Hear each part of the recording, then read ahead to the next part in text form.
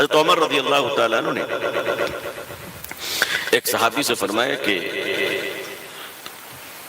میں تم کو ایک صوبے کا گورنر بنانا چاہتا ہوں، تم آ جانا، میں تمہیں خط دے دوں گا،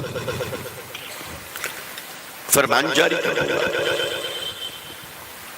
وہ تشریف لائے، حضرت عمر نے خط دے دیا، اور دینے کے بعد حضرت عمر اس کے ساتھ چلنے لگے، اکرام نصیحت کر رہے تھے، چل رہے تھے راستے میں۔ تھوڑی دور تک جب گئے تو مدینے کی گلیوں میں جو بچے کھیل رہے تھے انہوں نے دیکھا کہ عمر جا رہے ہیں، عمر۔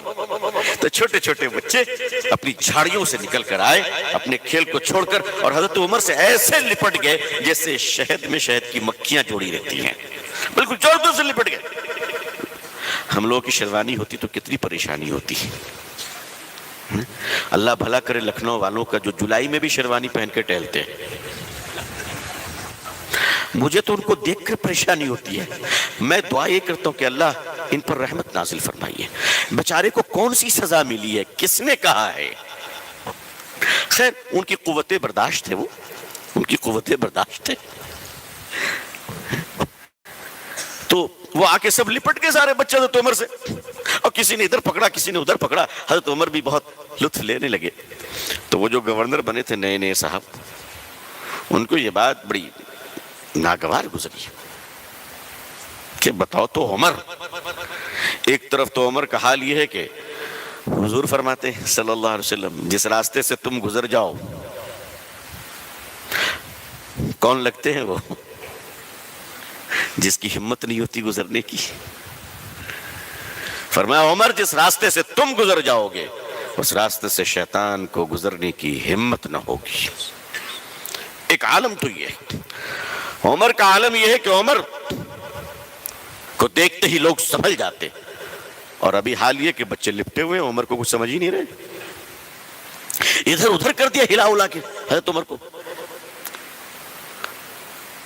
تو جب حضرت عمر نے ان بچوں کو تسلی دی، اطمینان دلایا کہ آپ لوگوں کے ساتھ بھی انصاف ہوگا، آپ لوگ گھبرائیے نہیں، سب کچھ ہو گیا، بچے کھیلتے ہوئے چلے گئے۔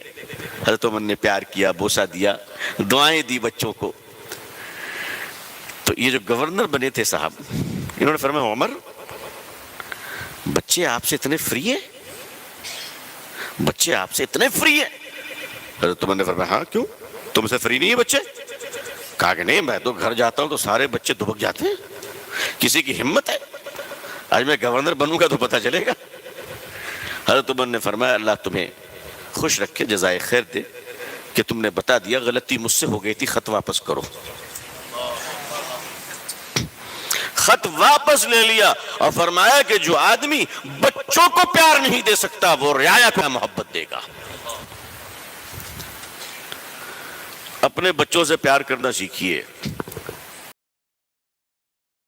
سنشائن ہربل لے کر آیا ہے مایوس شادی شدہ مردوں کے لیے ایک نایاب نسخہ، 100% اثردار اور طب نبوی سے تیار کردہ آیورویدک دوا، ساتھ ہی موٹاپا کم کرنے اور وزن بڑھانے کے لیے بہترین نایاب نسخے، علماء کرام کے لیے کاروبار کرنے کا سنہرا موقع۔ مزید تفصیلات کے لیے ابھی کال کریں۔ چوکو اسٹار اعلیٰ کوالٹی کے عمدہ لذیذ چاکلیٹس، علماء حفاظ اور تجارت کرنے والوں کے لیے بہترین موقع۔ چوکو اسٹار اورنگ آباد۔ مزید تفصیلات کے لیے ابھی کال کریں۔